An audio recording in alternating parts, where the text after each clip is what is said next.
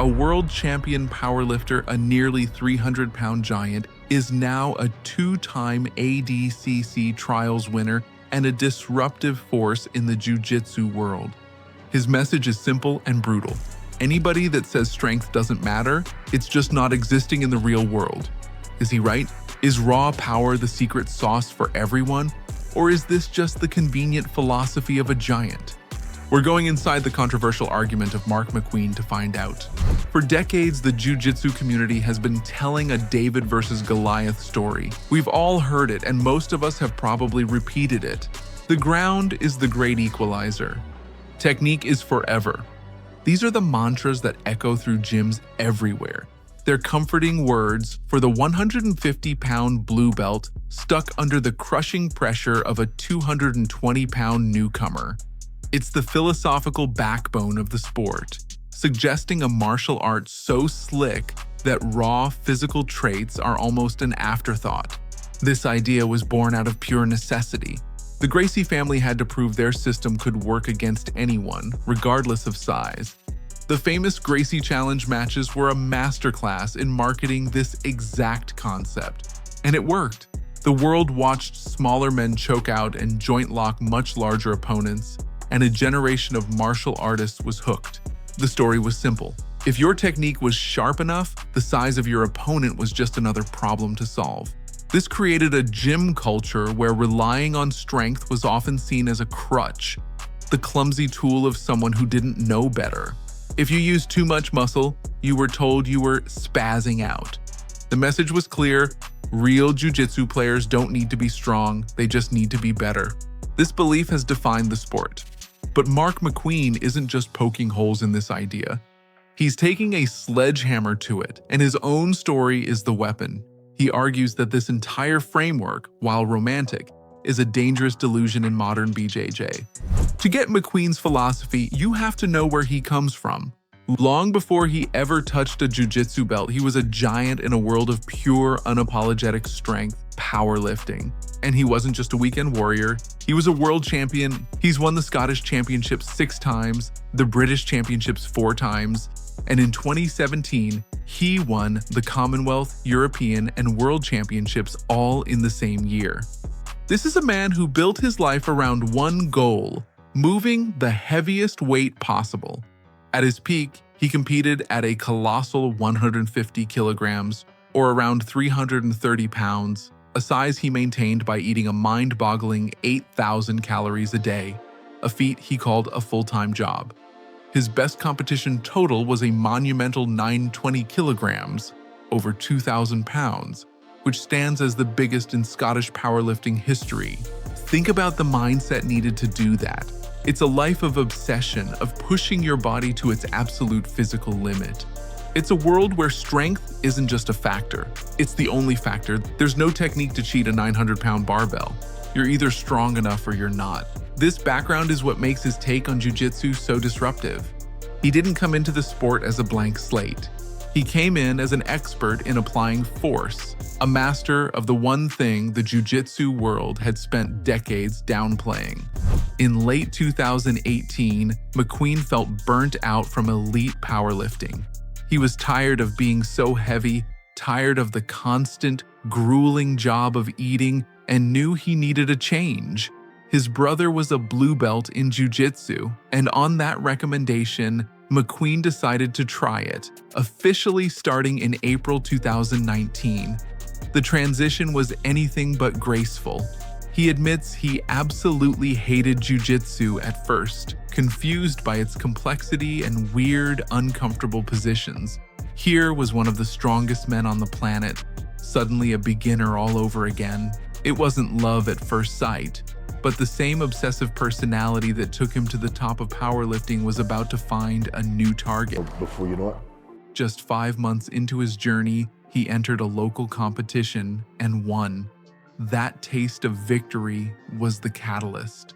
The abstract puzzle of jiu-jitsu suddenly made sense in the clear-cut context of competition. From there, his rise was meteoric. He began training at Marcos Nardini BJJ in Scotland under coach Marcos Nardini. a second-degree black belt and multiple-time IBJJF champion. McQueen attacked jiu-jitsu with the same intensity he had for powerlifting, training BJJ 6 days a week, lifting 3 days a week, and adding wrestling on top. He quickly won the IBJJF White Belt Euros and was soon competing as a blue belt against seasoned black belts in absolute divisions. He was a beginner in terms of time, but his world-class physical attributes gave him a massive head start, allowing him to close the technical gap at a shocking speed. Mark MacQueen's philosophy isn't a whisper, it's a declaration. It's a direct challenge to the old guard, best captured in his own words. Anybody that says strength doesn't matter, it's just not existing in the real world, because if strength didn't matter, we wouldn't have gender. We wouldn't divide things by weight class. Let's break that down, because it's more than just a strong guy's opinion. First, his point about weight classes and gender divisions. This is the nail in the coffin for the strength doesn't matter ideal. Every major combat sport, including BJJ, is split by weight. Why? To keep things fair and safe.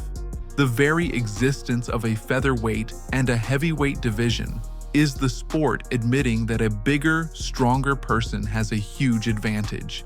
If technique was all that mattered, we'd just have one big tournament, and the best technician would win, whether they weighed 130 pounds or 300. But that's not how it works. As McQueen says, the rules of the sport itself prove his point. Second is his all else being equal qualifier. He isn't saying a powerlifter with a month of training can beat a black belt. His point is about high-level competition. As he puts it, if skills are equated for, if size is equated for, if experience is equated for, but I'm way stronger, out of 10 times, I'm probably going to win 80, 90, 100% of them. Here, strength becomes the ultimate tiebreaker. At the elite level, the technical gap between athletes is paper thin. When all other things are equal, who wins? The person who can physically impose their will. Strength doesn't replace skill, it amplifies it. Finally, there's his famous silverback gorilla analogy. To show that a strength gap can become impossible to overcome, he poses a wild hypothetical. The world's best fighter versus a silverback gorilla that magically knows the rules but has zero training. His conclusion is blunt. There is a certain strength deficit that you just can't actually overcome. It literally could pull your limb off. It's an absurd example, but the point is clear. There's a physical line where technique just stops working. And while you'll never fight a gorilla, you will face people who are significantly stronger than you. McQueen's philosophy says that ignoring this reality is just leaving a giant exploitable hole in your game. An argument is just words without proof, but Mark MacQueen has been backing his up on grappling's biggest stages.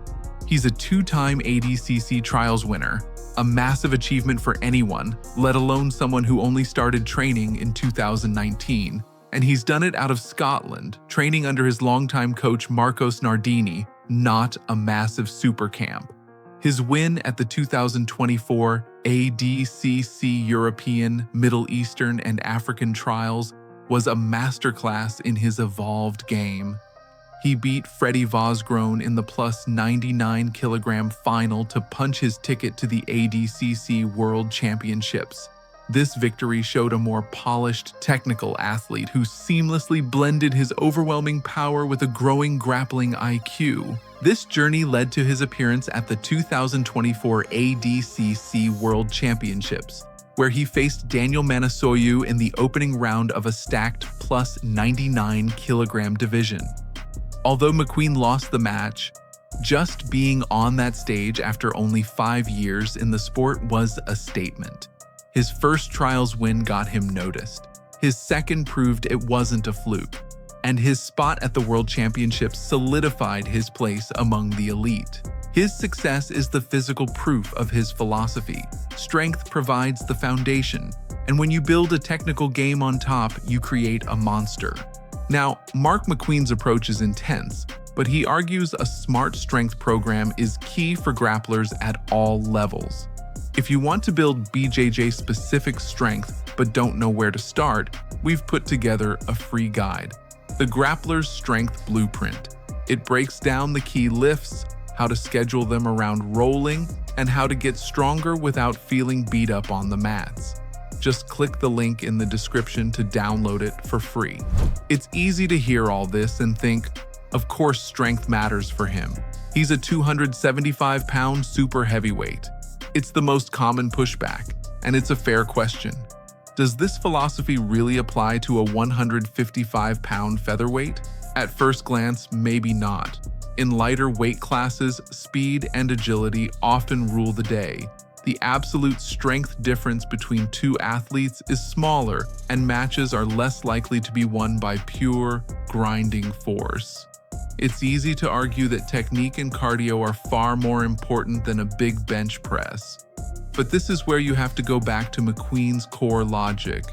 If strength only mattered for heavyweights, why do we have a flyweight division in the first place? The principle is the same. Within any weight class, no matter how light, someone is stronger and someone is weaker.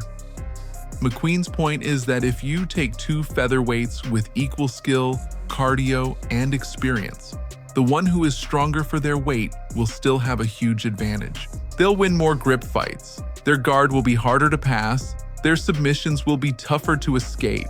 The argument isn't that every grappler needs to train like a powerlifter, it's that every grappler should train to be as strong as they can be for their division.